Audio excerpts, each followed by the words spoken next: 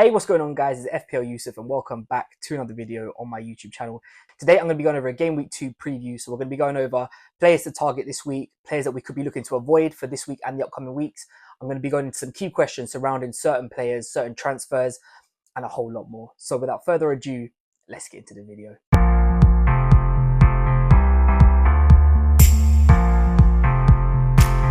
Okay, welcome back, guys. Thank you for joining me here for another video on my YouTube channel today. Before we get into this, if you wouldn't mind dropping a thumbs up and subscribing down below, it would be greatly appreciated. So I think there's only one place that I want to start off with today, and that is around transfers. And we're going to be talking about two players in particular, that is Jarell Konsa and Valentin Barco. Now, a lot of people are going to be invested in both these assets. And the real talking point behind them is, do we get rid of them as they're starting to look out of favour for their teams? Now, it's worth me timestamping this video. At the time of recording, it's currently 4 p.m. on a Wednesday afternoon. So apologies, this video should have been up a little bit sooner, but I didn't have a chance to record it. So that's why it's a little bit later. So at the time of me recording, Konsa has actually dropped by 0.1. So he's now coming in at 4.4 million. Now, I did make my transfer yesterday and I did get rid of him for Greaves from Ipswich. But I'm going to talk about that in the next part of the video, where we talk about how do we predict and how do we know who's going to rise and who's going to fall. And I'll obviously cover it a lot more on Friday in my final team selection. So Jarell Konsa, let's start with him first. Obviously, at the time of recording, as I said, he's coming in at 4.4 million. So I think if you are somebody who owns Konsa now, I think you just hold him. It's obviously owning him at the start of the season was a bit of a risk.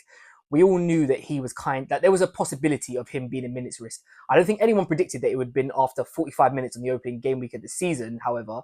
But it just didn't bode well for him going long term. Now, there is obviously a chance that he does start the Brentford game on the weekend.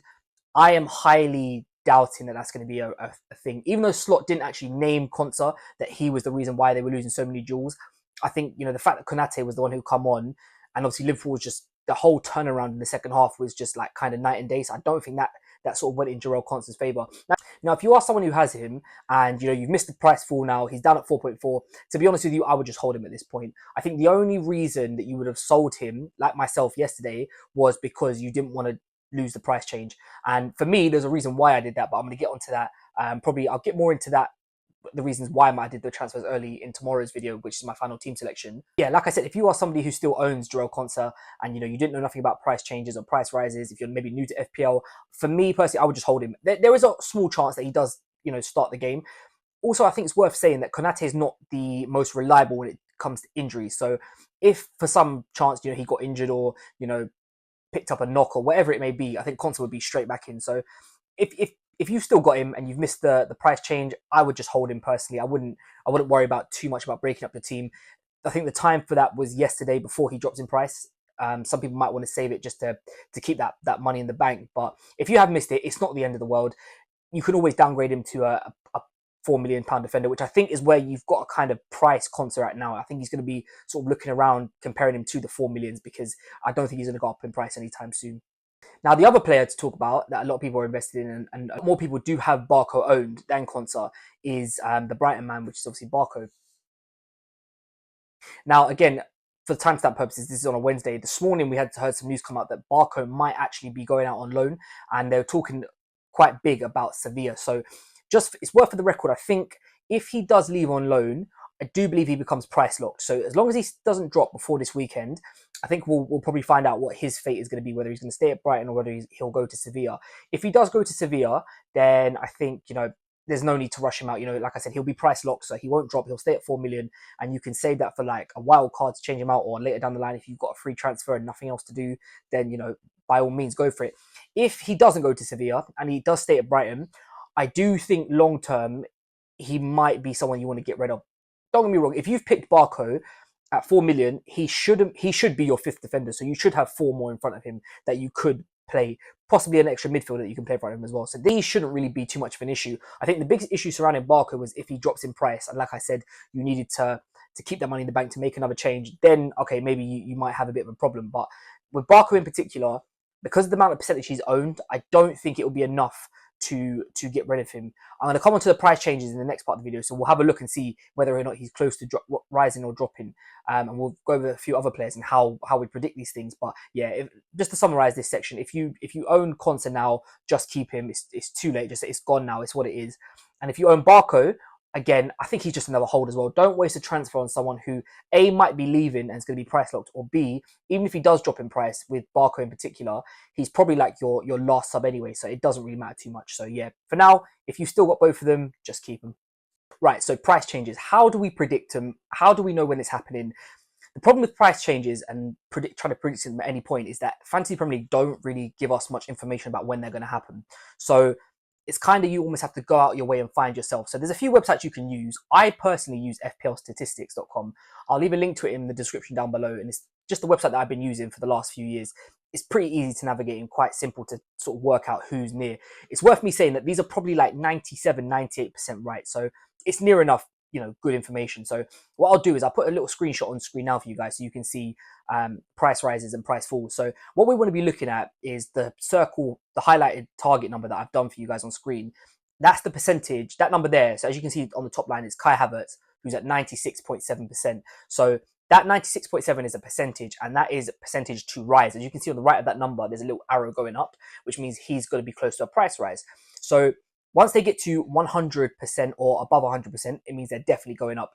Where Havertz is now, 96.7, you'd imagine by the end of the week, by the time we get to the deadline, he will be up in the price rise. So usually what I figured out is that between sort of like, if they're about 92, 93%, you know, sort of about at the start of the week, there's a high chance that by the end of the week, they will either be going up or down, depending on what they are. So as you can see on this list, Havertz is top with 96.7. If we go to the other side now, near the price drops, you can see Cody Gakpo is the closest one to a price drop. He's currently at 95.7% with the, actually see the arrow on the right hand side, that's a down arrow, so it means he's close to a drop. So him and, you know, above him, Gabriel Jesus, these are the players who are probably going to drop this week.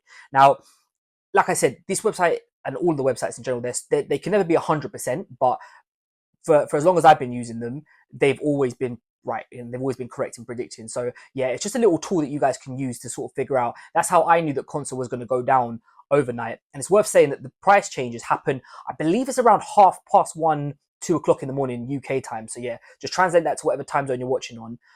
It's a random time, I know, so always, if you are going to check price changes and price rises, price falls, always look the night before. And if if one of your players is going down in price or going up in price, whatever it may be, and you want to make the transfer before that happens, make sure to do it before, I would say before 1 in the morning, because after that, I'm not 100% sure on the time, but it's between 1 and 2 that they update and change. So yeah, I hope this section just helps you guys understand a little bit better about how price rises work, how price changes work, how we can track them. Because like I said, FPL don't really give us too much information or clarity around that, which is a little bit strange because I think a lot of other sort of aspects of the game are sort of covered quite clearly, but when it comes to sort of price changes, it's not. So yeah, I hope this video helps, and yeah, I'll leave the link to the website in the description down below. Right, so let's have a look at some players to target for this game week coming, but also weeks after. The first lot up are the Fulham boys, and as you can see on the screen, I've identified 2 players that I really like the look of, and that is Muniz and it is Smith Rowe. Now, they have got 2 amazing fixtures coming up. They've got Leicester at home, and then they've got Ipswich away. And I think at the start of the season, when we were all picking our squads, that was the reason why we wanted them in here. They're budget options, but they've also got a good double fixtures. Now, which one do you go for? I personally like Smith Rowe a little bit better. You know, midfielders are always going to get my preference over forwards because they've got the extra point for the goal, the extra point for the clean sheet. Now, it's worth saying that Smith Rowe, I don't know how match fit he is yet. Now, obviously, we saw him got taken off just after the hour mark against Man United, which I don't think was a surprise to a lot of us. You know, Marco Silva did say that it was going to take him time to get up to play a full 90 minutes. And I'm hoping over the course of the Leicester game and the Ipswich game, you'd imagine Fulham would have more of the ball, which hopefully means a little bit less taxing on Smith Rowe and his running. So yeah, fingers crossed he can get some returns. Muniz is also another great option. You know, he's a great enabler at 6 million for a forward. Like I said, Fulham are assets you could probably hold up until, you know, your wild card. I think a lot of people are looking at game week 4, game week 6 wild cards. So if you are one of them people who are looking to move early on that, I would highly invest in maybe even a triple up. You know, I've got Robinson and Smith Rowe personally, but like I said, Muniz is more than a viable option. Now, the good thing about going Smith Rowe, and this is kind of where my head's at the moment with this, is it's talking about, you know, future transfers, which I don't usually like to do, but in this case, I think it works. So Smith Rowe will have Leicester and Ipswich. After that, their fixtures take a little bit of a turn, so you may want to move him out. Now, it just so happens that Minter from Brighton has got a good game week 4 and a good game week 5 fixture, 2 home games against 2 sides that you'd imagine, the way Brighton have started, will put goals past them. So that's a nice route from a 5.5 to another 5.5, providing none of them price rise. that is a good route from one asset to another, targeting very good fixtures. And it'd be 3 out of 4 home games, and the fourth one will be a Fulham against Ipswich away, which isn't a bad fixture at all. So yeah, for me, Muniz and Smith Rowe are the two that I'm looking at, with the possibility that Smith Rowe, after his 2 games, after game week 3, will be a straight swap to Minte for game week 4 and game week 5. Now, Manchester City, where do I start with these guys? I have seen nothing but people talking all week about Man City. Do we go for, a triple up on them? Do we go for midfielders? What assets should we take into this game? Because obviously, on paper, Ipswich at home is probably one of the better fixtures you'd have all season. I'm going to talk about captaincy in the next part of this video, so I won't get into it now. I'm going to talk about triple captaincy because that's another question that's popped up. But in terms of Man City assets, who do we go for? Do we leave it on Haaland? Do we look to get, a Gvardiol in? Do we look for a midfielder?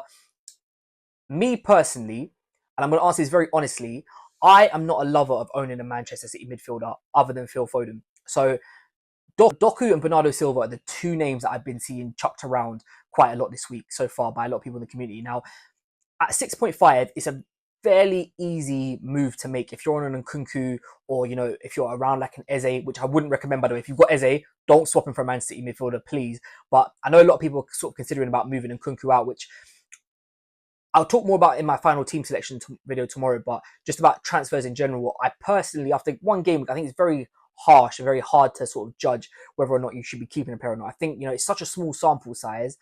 I would say just have patience. If you can roll the transfer this week, do it. If you can't, and you want to get a piece of this Man City game, which midfielder did you go for? Like I said, for me personally, I'm actually putting Phil Foden at the top of this list, and there's a few reasons why. Number one, I actually think he will start this game now. I think he got ahead of schedule with the Savinho injury, and I don't know if he was meant to play a whole half, or if Pep might have planned him in for like a 10-15 minute cameo at the end of the game. The fact that he's got 45 minutes under his belt, and the fact that they've got an injury now in Savinho, Oscar Bob's out, Grealish's fitness is not 100% certain, I think Foden will be needed. Now, it's interesting because Foden can obviously play on either wing, but he can also play in the centre, the same way, Doku can play on the left, Bernardo Silva can play on the right, and then they could theoretically have Foden and De Bruyne in the centre. Now, if that's the case, and Foden's playing central, for me, not this week because I won't have the funds, but if you are somebody who, is looking to wildcard out early, like a game week 4, game week 6, maybe getting a City midfielder in isn't that bad. If I had to choose one out of the 6.5s, I think I would probably edge towards Doku just. But if you're not playing an early wildcard and you can't get out of it, I personally would just advise not to go near a City midfielder. I think that their minutes are too uncertain. But also, there's no guarantee that it will be that midfielder that actually returns in this game. Now, obviously, Ipswich at home is a fantastic fixture. I think a lot of people are expecting, City to win sort of 4-5-0. Let's be honest, it could genuinely happen. You could see Haaland. I don't think it would be a surprise to anyone if someone like Erling Haaland rocked up and just bagged 5. I don't think that would be a surprise to anyone. However, I don't know if Ipswich are going to roll over as easy as what maybe a lot of people think. They were very good for the first half against Liverpool on the weekend just gone. Now, I know obviously Liverpool's quality come through, and I think game state will be a big thing in this match. If City get an early goal, then yeah, we could be looking at a 5-6-0. If the longer the game progresses and it's still 0-0, I think it's going to be harder and harder for City to sort of break them down, because there'll be less incentive for Ipswich to want to attack. If City score within the first 10-15 minutes, then Ipswich aren't going to have a choice. They're going to have to go forward at some point, and that's naturally going to leave them open. Like I said, if you're picking a midfielder, I've put the 3 on screen here. I've gone for Doku, Bernardo Silva, and Foden. I haven't put De Bruyne on here because I just don't, not that he couldn't have a good game, because we all know how good Kevin De Bruyne is. I just think that these 3 would offer either a cheaper route or a better route going long term, like more minutes wise. I think most people would probably be looking at either Doku or Bernardo Silva just because the price is. If I had to choose one of them, like I said, I would pick Doku. I think in these type of fixtures, we saw it last season when he played Bournemouth. I think he got 4 assists and a goal. It was a massive 22-point haul or something like that. So he has got the ability to do it against these sort of teams. I just don't know if we're overthinking it a little bit. And I think if you've got Haaland, then I think just put the captaincy on him and just enjoy the ride. And hopefully, fingers crossed, he will come back with, sort of 2, 3, maybe even 4 goals. But if you don't own Haaland and you want to cover the midfield somehow, I would probably edge towards Doku. However, if you are not wildcarding early, I would strongly just suggest just stay away from the Man City midfielders. If you need anyone, go for a Gvardiol. There's always a chance he goes forward. He's probably going to get a clean sheet. And like I said, if you've got Haaland, just put the captaincy on him and just ride, enjoy the ride, and hopefully, fingers crossed, he'll come back with a points haul. But yeah, in terms of the midfielders, not a massive fan of them. But if I had to pick one, it would be Jeremy Doku. Right, now the other question that's sort of been chucked around this week is, and it surrounds Erling Haaland in particular, is this a viable week for triple captain? I've been thinking about this actually myself. Not that I would use it, because I kind of would like to save mine for a little bit later on in the season. I think, like I said, I don't know if Ipswich are going to be that team to roll over or not. And I think, as I said in the previous section, game state is going to be a big thing. So I always like to use my triple captain in a double if possible. Now, I know this season's a little bit different because there's not going to be as many doubles. Usually, sort of around, I think it's game week 28, 29 when we have the FA Cup weekend. That won't be a thing this year because the FA Cup games have got their own dedicated weekend. So that won't actually be a thing. So we probably will only have maybe sort of 2, 3, 4 actual doubles this year. And it won't be the big ones that we're used to. So on one hand, most people would sort of want to save their triple captaincy chip for that. And if we're not going to have as many of them, is, Man City taking on Ipswich at home one of the best single fixtures that you're going to get in a year? It is. But like I said, I don't know how Ipswich are going to line up. I would, me personally, I'd rather wait and just see what happens. I mean, if you captain Haaland and, he goes off and he bangs, he's only owned by about 55%. So you're going to make significant rank game even without the triple captaincy. Of course, if you want to use it, go for it. My other concern around the triple captaincy is that we have a mystery chip later on in the season, which we're going to, I think it's announced in December. Now, if this is another chip which is going to be, could be used, like say it's like a limitless where you've got unlimited budget, unlimited transfers, and you'd want to use it on a double game week, that's another chip which you could use on a double, which then obviously makes triple captaincy a little bit of a less viable option on the doubles later in the season. So I'm not completely against it. If you have a gut feeling that Haaland's going to go off, and like I said in the previous section, he definitely could. For me personally, I don't know if now's the right time or if it's maybe a little bit too early for that. So I'm going to just hold off and wait. But I'm not mad at it. I'd say it's a 50-50 split. I think it depends on kind of how you are as a manager. If you're fine with like sort of being aggressive and just trying to get off to the best possible start, then by all means go for it. It's a fantastic fixture on paper. However, I do think that there's something nice about having the triple captaincy later on in the season, where if you need to make rank gain or you need to try and catch up in your mini league, that having that chip there can be the pendulum which swings you from not winning your mini league to winning your mini league, depending on whether you get the call right or not. So I think it's one of those things where it's like it can go either way.